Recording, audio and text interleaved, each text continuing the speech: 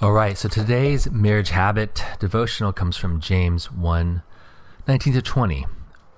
My dear brothers and sisters, take note of this. Everyone should be quick to listen, slow to speak, and slow to become angry, because human anger does not produce the righteousness that God desires.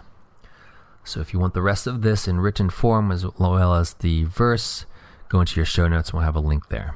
So let's start. So first, why anger must be addressed to save your marriage. Now, we're not saying that no one gets angry. Anger is a valid emotion. It's slow to become angry, and if we parse this in such a way, slow to speak in an angry manner, and then it's emphasizing it's human anger versus God's wrath, does not produce the righteousness that God's desire. It's specifically talking about the nature of human anger.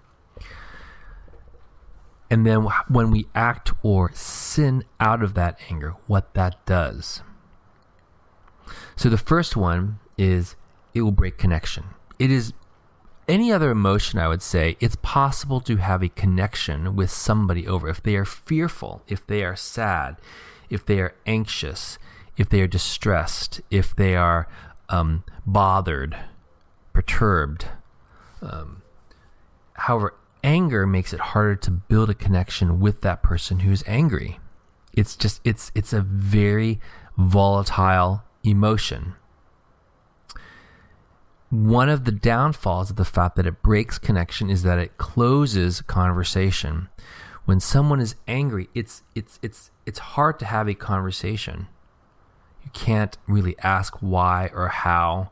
It's one of those things, whereas with these others, you can at least get curious. Now, someone can, and that is a good antidote, and we talk about that in other training outside of this devotional. But it closes conversation. Think about the last time someone was, and your spouse is angry with you and expresses that, how hard it was to have a conversation. You can have a conversation when you're not angry about the anger, but not when you're angry. Similarly, when you're in a state of being angry, it's kind of hard to have a good conversation. And the last one is it creates controlling environments. Let me just update that. Right? When someone is angry because somebody feels the connection breaking and closes the conversation, it invites control. The angry person, more often than not, some part of that has a control. Now, why is there control? We go into that in other training. And a lot of that comes from some kind of hurt. And so being able to connect with the hurt might be easier, but because of the nature of anger, it does create control. It creates control. So, first, with this devotional, read it privately, take a couple moments, and then have your conversation in the 15 minutes. So the first one is, have you had a moment of being angry recently? And really just reflect on that. Could be something small. Maybe you didn't say anything, so that's better. But perhaps your spouse detected it. It's your face, it's your tone, which is a big part of speaking. Or you actually acted out in anger. So as you do this, what were your thoughts that created the anger? Usually a thought is what creates that emotion. You don't just become angry. Something happened in that split second which you became angry. I had this with my wife and was trying to figure out why we were having this issue and a bad sort of decision.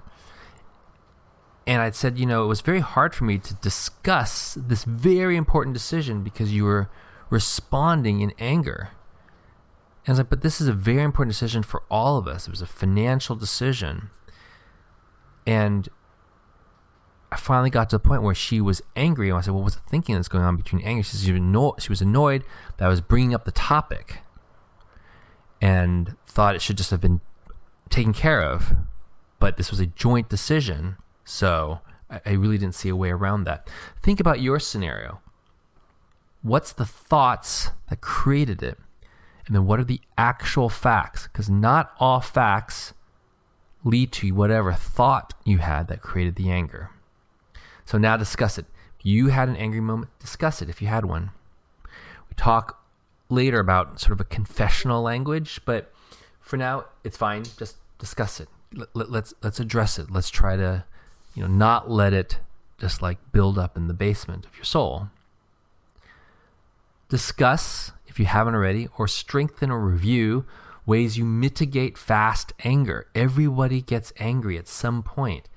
Fast anger, where you speak out. Once those words are spoken, they can't really be taken back. And there's not a time to revisit the past. There are times where you should do it. If you have the time outside of 15 minutes, it's probably worth doing. Things that are said in anger cause long-term issues. And then chat as part of this devotion. How do you revisit ways you handle anger in the marriage? So, pray. I think there's some things that you can pray about as sort of like guides or prompts, is for God's grace to relieve you of that spirit of a fast anger, praying for patience. You also want wisdom to mitigate the anger and to reconcile. How do you know what to do with that anger? And then pray for peace and healing from hurts from that anger. Anger is very damaging, and it's important that we include this in this regular devotional, even if you think there isn't, because the time it comes up and you don't have this devotional as part of your habits to help you is a time where things start to build up. All right. See you at the next devotional. Bye now.